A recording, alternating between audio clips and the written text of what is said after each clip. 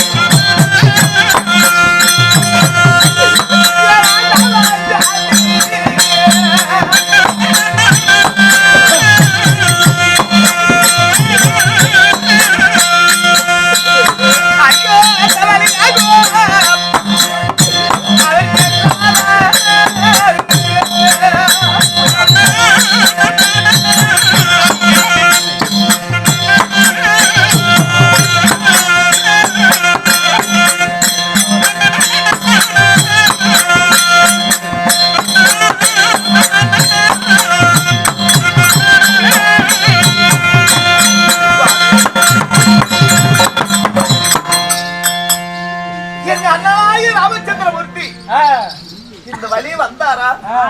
நீங்க பார்த்தீரா? சுவாமி ராமச்சந்திரமூர்த்தி ஆகப்பட்டவர் வந்தார்.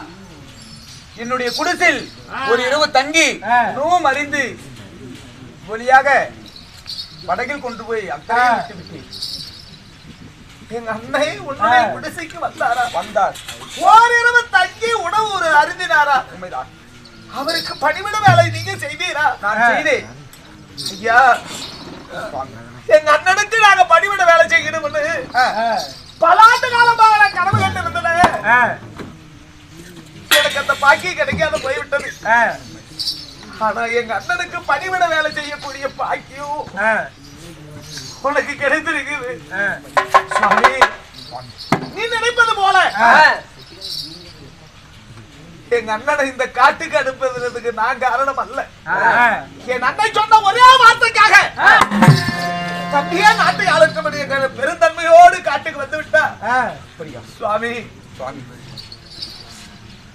இந்த ஆத்தை என்னை கலந்து விட்டீரானா எங்க அண்ணனை அயோத்தியா நகரை அழைத்து போவேன் சுவாமி. அப்படியா? அப்படி என்றால் உடனடியாக புறப்படலாம். ஆகட்டும்.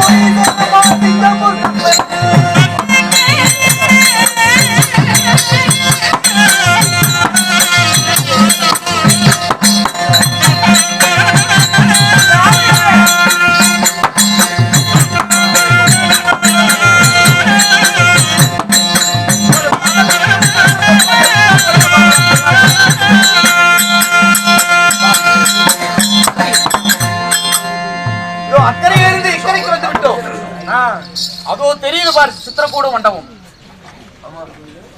ஐயா, என் அக்கறையிலிருந்து இக்கரையை கொண்டு வந்து விட்டீர்.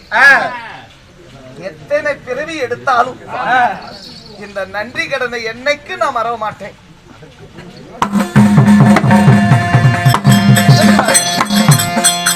ஐயனாரடிய காட்டில்